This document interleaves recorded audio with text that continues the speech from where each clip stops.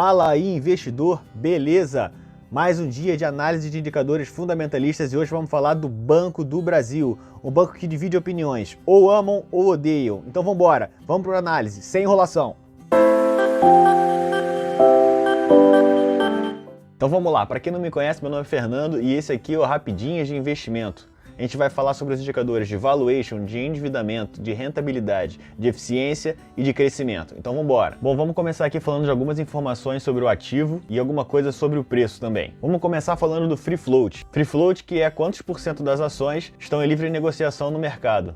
Ou seja, nós, pessoa física, podemos comprar essas ações. O Banco do Brasil apresenta 44,78% de free float, ou seja, 44,78% das ações está em livre negociação no mercado.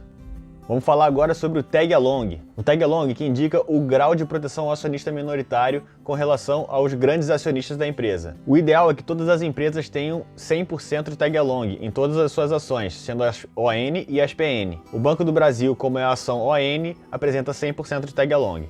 Bom, vamos falar agora do preço da ação. O Banco do Brasil, quando foi feito esse vídeo, estava custando R$ 30,52. Ao avaliarmos o histórico de preço do ativo, conseguimos ver que, assim como todos os setores bancários, a ação ainda não se recuperou da crise de 2020. Podemos ver que no auge da crise, em março de 2020, a ação chegou a custar aproximadamente R$ 21. Em janeiro de 2021, o preço da ação chegou a R$ 28, mas as incertezas das intervenções do governo na empresa levaram as ações aos patamares atuais. Bom, agora vamos para os indicadores de valuation, que são Dividend Yield, Dividend Payout, P sobre L e P sobre PVP. Então vamos lá. Vamos começar com o Dividend Yield, que nada mais é do que quantos por cento do preço da empresa hoje a empresa retorna ao acionista por meio de juros sobre capital próprio e dividendos. Nos últimos 12 meses, o Banco do Brasil teve um Dividend Yield de 4,73%, ou seja, ela retornou mais ou menos para o acionista em forma de dividendos e juros sobre capital próprio R$ 1,43. Bom, olhando o gráfico do Dividend Yield, conseguimos ver que até 2015 o Banco do Brasil trabalhava com indicadores acima dos patamares atuais, mas após a queda de 2016 percebemos que o Dividend Yield vem aumentando ano a ano. Bom, vamos dar uma olhada agora nos gráficos de proventos da empresa. Proventos que são os valores absolutos de pagamento por ação de juros sobre capital próprio e dividendos. Bom, avaliando o gráfico de proventos, podemos dizer que desde 2007 ela vem distribuindo proventos ininterruptamente e concluímos que a empresa apresenta pouca oscilação na distribuição de proventos. Bom, vamos falar agora sobre um outro indicador, o Dividend Payout, que nada mais é do que quantos por cento do lucro líquido a empresa distribui em formas de juros sobre capital próprio e dividendos para o seu acionista. Hoje o Banco do Brasil apresenta um Dividend Payout de 31,62%. mantendo aproximadamente 69% dos lucros na própria empresa. Bom, vamos dar uma olhada agora no gráfico de payout. Avaliando o gráfico, conseguimos perceber que o Banco do Brasil sempre distribuiu menos de 100% dos lucros, que é um ótimo sinal de sustentabilidade. Conseguimos ver que a média é de 38%. Com isso, podemos acreditar em um futuro bastante promissor, ainda mais com o aumento dos dividendos. Vamos avaliar agora um outro indicador muito interessante e muito buscado pelos analistas, o P sobre L, que nada mais é do que o preço da ação dividido pelo lucro por ação. O ideal desse indicador é que ele esteja abaixo de 15, como informou Benjamin Graham, o grande mentor de Warren Buffett. Hoje o P sobre L do Banco do Brasil está em 6,99, o que é um bom sinal. Vamos dar uma avaliada agora no histórico do P sobre L. Avaliando o gráfico de histórico, podemos perceber que o Banco do Brasil sempre apresentou um indicador abaixo de 15.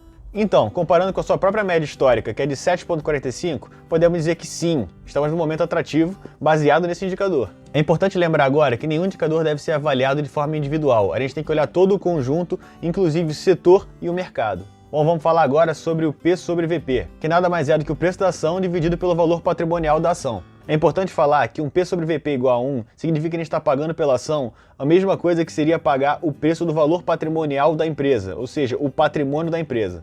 Hoje, o P sobre VP do Banco do Brasil está em 0,75, que é abaixo do valor patrimonial. O que significa isso? Os acionistas estão com tanto medo que estão pagando menos do que vale o patrimônio da empresa, sem contar a carteira de clientes e as lucratividades futuras.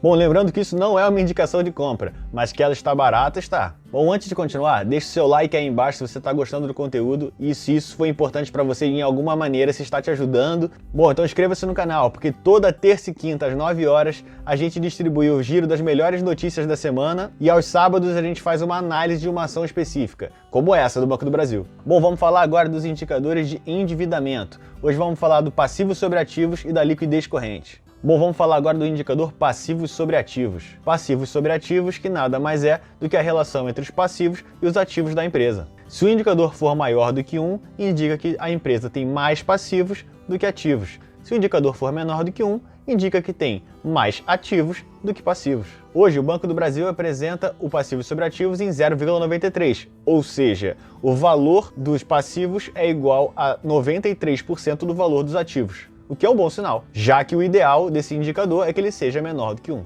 Vamos falar agora da liquidez corrente.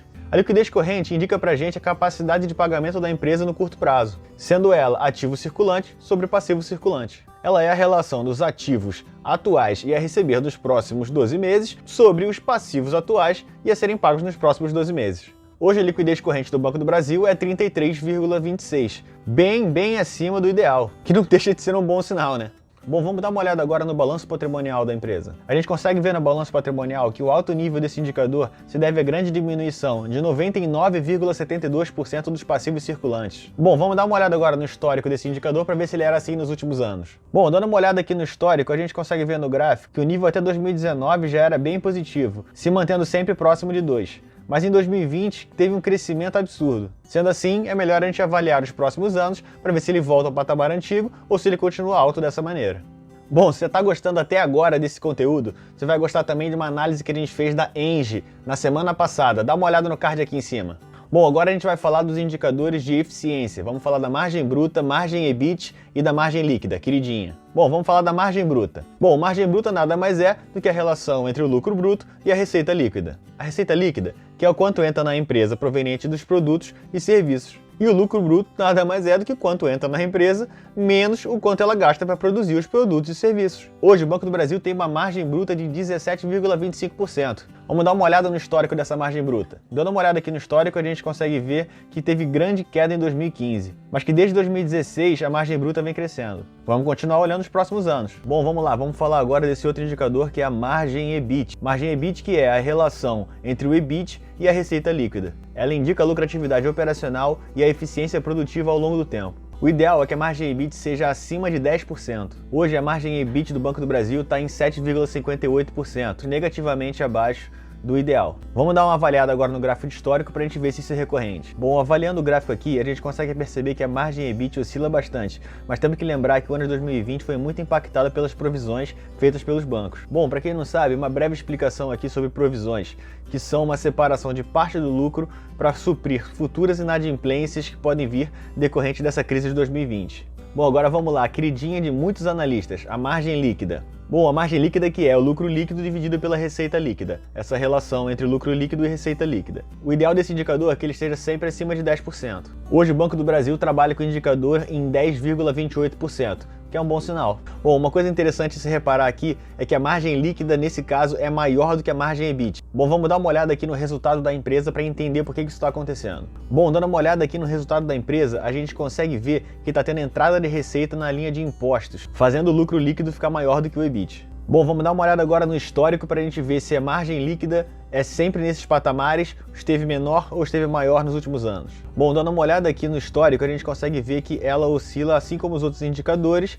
mas que ela está reagindo agora em 2020. Bom, vamos falar aqui agora sobre um indicador de rentabilidade, o ROI. O ROI que é muito conhecido dos investidores, que é Return on Equity, que é a relação entre o lucro líquido e o patrimônio líquido da empresa. Ela mede a capacidade de agregar valor da empresa a partir dos seus próprios recursos e dos recursos dos investidores. O ideal desse indicador é que ele seja maior do que 10%. O Banco do Brasil hoje apresenta um ROI de 10,72%, acima do ideal. Bom, vamos dar uma olhada agora no gráfico do histórico para a gente ver como é que anda esse ROI. Bom, dando uma olhada aqui no gráfico, a gente consegue ver que a empresa teve um ROI abaixo de 10 somente em 2016 e que hoje está abaixo da sua média histórica. Bom, para finalizar aqui a nossa análise de indicadores, a gente vai ver agora os indicadores de crescimento. O CAGR das receitas dos últimos 5 anos e o CAGR dos lucros dos últimos 5 anos. Bom, vamos falar agora do CAGR das receitas dos últimos 5 anos, que significa a média ponderada do crescimento das receitas nos últimos 5 anos. O ideal desse indicador é que ele seja acima de 5%. Então vamos dar uma olhada aqui no indicador. Bom, dando uma olhada aqui, a gente consegue ver que hoje o indicador está em menos 11,56%.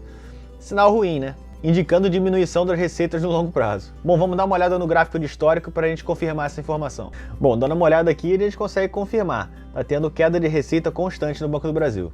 Bom, está tendo avaliação de crescimento de receita, vamos avaliar também o crescimento dos lucros. Não é só de receita que vive a empresa, né? Vamos falar agora então do CAGR dos lucros da empresa nos últimos 5 anos. O CAGR dos lucros, que é a média ponderada do crescimento dos lucros nos últimos 5 anos. Assim como no CAGR das receitas, no CAGR dos lucros o ideal é também que esteja acima de 5%. Hoje o CAGR dos lucros está em menos 3,39%. Bem abaixo do ideal. Vamos dar uma analisada no gráfico também. Bom, a gente consegue ver aqui no gráfico que mesmo com uma queda constante das receitas, os lucros oscilam, tendo picos positivos e picos negativos. A gente consegue perceber que desde 2017 havia crescimento nos lucros, mas que em 2020 teve uma queda brusca.